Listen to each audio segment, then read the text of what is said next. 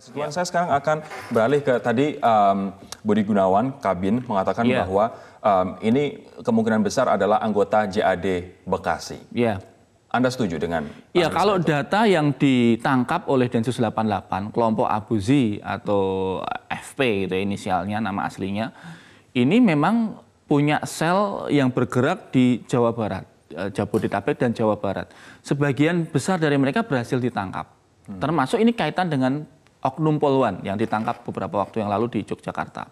Ini ada kaitan satu sama lain, dan memang dua orang ini masuk dalam radar JAD Bekasi, Abu Zi ini, sel Abu Zi ini. Nah, problemnya kan yang kemudian ditanyakan juga oleh teman-teman di netizen ini ya, di Twitter misalnya Mas Rodi. Duh, kalau sudah teridentifikasi kenapa nggak langsung ditangkap? Nah, ini problem klasik kita. Iya, problem klasik kita. Ketika satu kelompok ini hanya terduga ikut, nanti dipikir terlalu represif gitu. Ada faktor HAM di situ, ada faktor nanti dikritik masyarakat sipil gitu kan. Nah, ini saya kira memang dilematis bagi aparat keamanan. Apakah kemudian, ini ada dua mazhab, apakah kemudian ditangkap dulu, dikritik kemudian, ataukah dibiarkan sampai melakukan serangan baru ditangkap? Sebentar. Atau bahasa kami kecolongan. Ini artinya memang penyerangan terhadap tokoh-tokoh negara. Kemarin pada waktu pemilu kemarin, Kapolri sempat mengatakan bahwa ada 4 tokoh yang disasar. Salah satunya memang Pak Wiranto, kemudian Pak Luhut Binsar Panjaitan, Pak Budi, dan juga Goris Mere. Apakah memang ini ada kaitannya dengan itu, Mas? Melanjutkan dari apa yang terjadi sebelumnya? Tidak, ini tidak terkait dengan yang rame-rame saat itu, karena itu beda kelompok, beda kelompok dan beda afiliasi ideologi, beda pola pikir.